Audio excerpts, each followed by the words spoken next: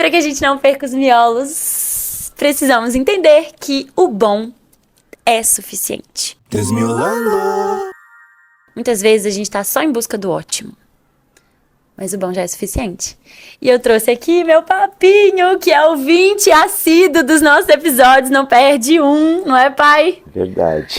Ele não perde um, muito fofo. E eu vou pedir pra ele contar uma história, que quando ele me contou, sabe quando vai tomando, tipo, você para e nem fala mais nada?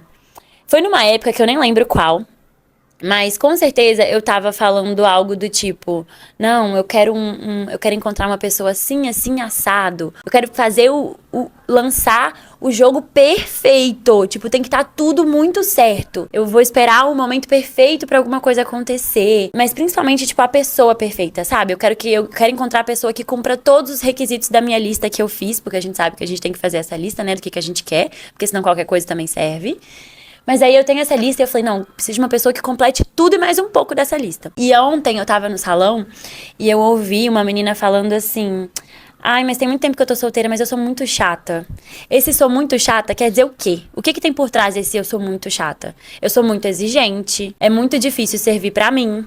E no fundo, o que tá por trás disso? Muitas vezes, né? Pode ter outras coisas. Mas na maioria das vezes eu sou tão grande, eu sou tão top, que ninguém é suficiente pra mim. E aí vem a história. Vai, pai, conta a história. Bom, 2 amigos solteiros viviam aí a caça, sempre saindo, e aí chegaram uma oportunidade que estavam querendo casar uma mulher. Aí um falou, não, eu só vou casar o dia que eu arrumar uma mulher perfeita pra mim, essa tem que ser perfeita. Tá, ok. Separar, depois de alguns anos, eles se encontram, e aí o amigo, e aí, você casou? Não, casei não. Mas o que? Você não achou a mulher perfeita? E achei. E por que você não casou? Porque ela também estava procurando um homem perfeito. Muito obrigada, pai. Essa é a nossa contribuição. Os dois com o ego inflados. E pode ficar aqui se você quiser. Não. Ele já tá indo embora já. Obrigada pela participação especial.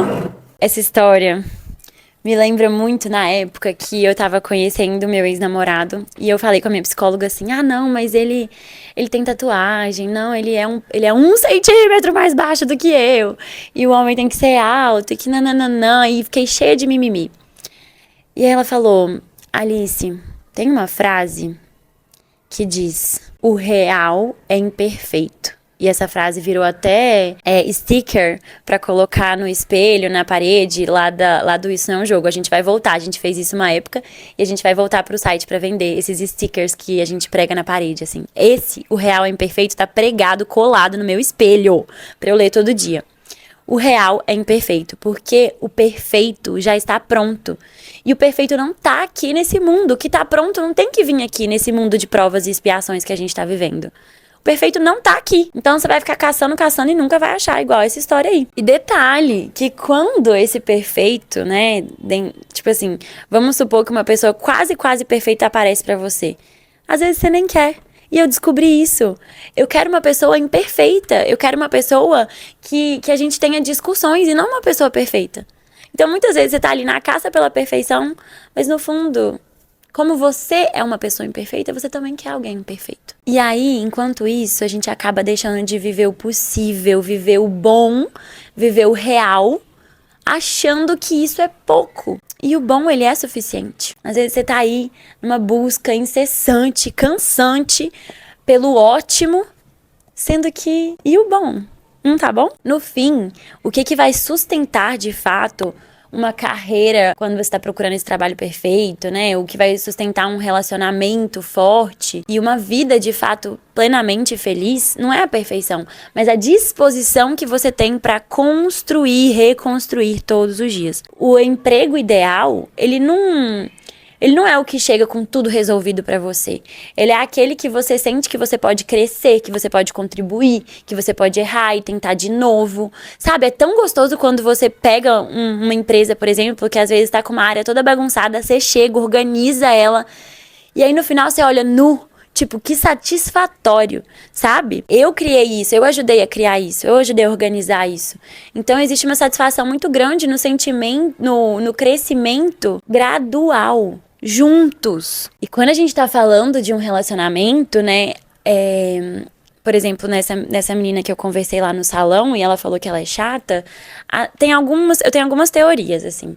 A primeira é uma armadilha muito grande desse amor idealizado que a gente criou, porque quando a gente ama alguém esperando que essa pessoa atenda a uma lista de exigências nossas, é como entrar em um relacionamento com uma planilha e não com o nosso coração. E o problema disso é que nenhuma planilha vai preencher o vazio de alguém que nunca se sente satisfeito. E essa palavra satisfação é uma palavra tão linda, né?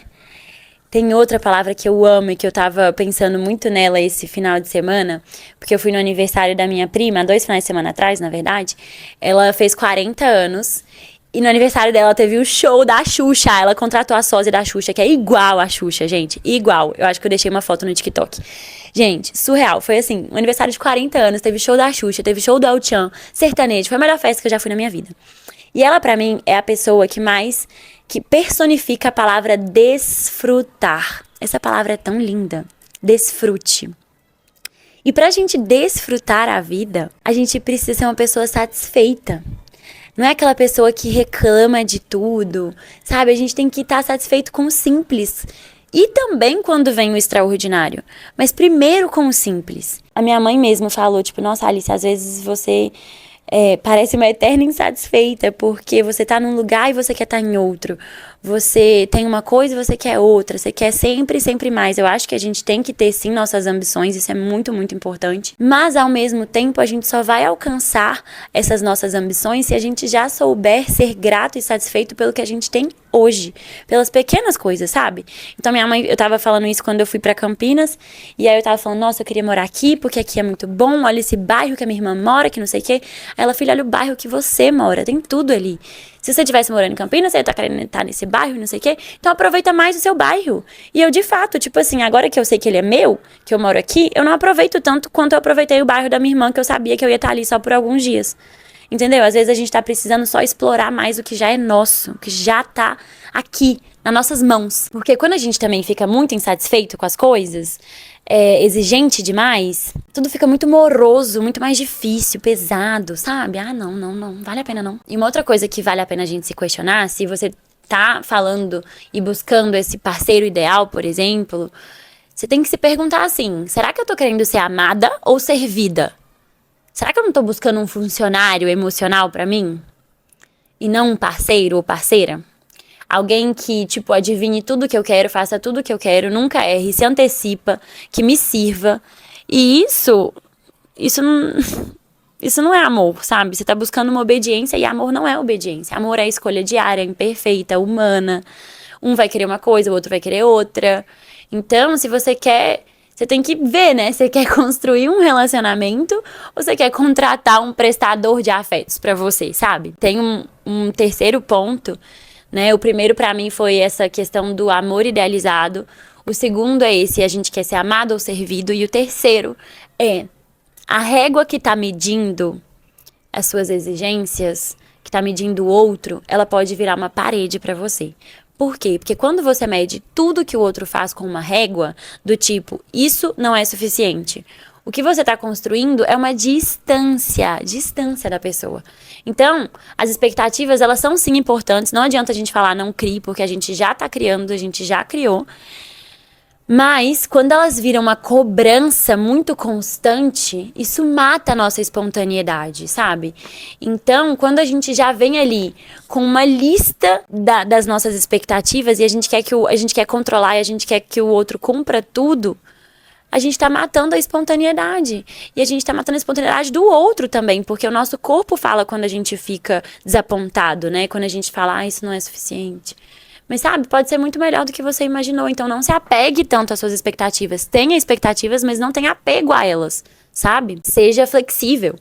Então, mesmo quando o outro acerta, você pode nem sentir. Porque você tá tão apegado, você tá tão focado, tão fechado naquela expectativa que você criou, que você não consegue abrir os olhos pra ver as outras coisas que estão acontecendo, que essa pessoa tá fazendo. Então, essa pessoa pode estar acertando de muitas outras formas, de muitas outras maneiras, e você nem sente. Porque você tá muito mais focado e atento na falta do que no que tá sendo oferecido na sua frente. E quando a gente foca na falta... Ih, é buraco, tá? Quando a gente foca na falta, a gente não tá trabalhando e sintonizando com a abundância. A gente tá se sintonizando com o menos. Não dá. E por penúltimo ponto, às vezes, essa pessoa que fala que é muito chata, muito exigente, que ninguém presta, não. Às vezes você nem é tão exigente assim, às vezes você só tá com medo. E esse ponto é muito bom de ser refletido. Porque pode não ser o seu ego que tá alto demais, você que tá no salto demais. E sim o seu medo porque você veio de outros relacionamentos que te decepcionaram. Então isso pode ser apenas uma defesa sua, sabe? Você falar que você é exigente demais. Uma forma de se manter distante, de você evitar se entregar, de você fugir de uma dor, de uma possível frustração. E a gente já falou aqui que pra gente amar, a gente vai precisar aceitar a rejeição. Não existe experiências amorosas onde você vai ser aceita em todas, sabe? Quando você só foca no que o outro não é, você tá se protegendo de se vincular com o que ele é de verdade, entendeu? Então isso pode ser muito uma defesa. E aí você tem que se perguntar o que você tá evitando sentir. E lembrar, como quinto ponto, que ninguém vai te amar exatamente do jeito que você sonhou. Mas alguém pode te amar de um jeito que você nunca imaginou. Então, você pode até achar que você sabe tudo o que precisa para se sentir amado, escutar esse podcast e vários outros, ler vários livros sobre o amor, mas o amor real mesmo, ele não segue nenhum roteiro. A gente costuma falar na Fábrica de Afetos, né, lá no Isso Não é um Jogo, que é a minha empresa, que não existem regras quando nossos corações estão em jogo. O amor, ele surpreende a gente, sabe? Ele atrapalha, ele bagunça.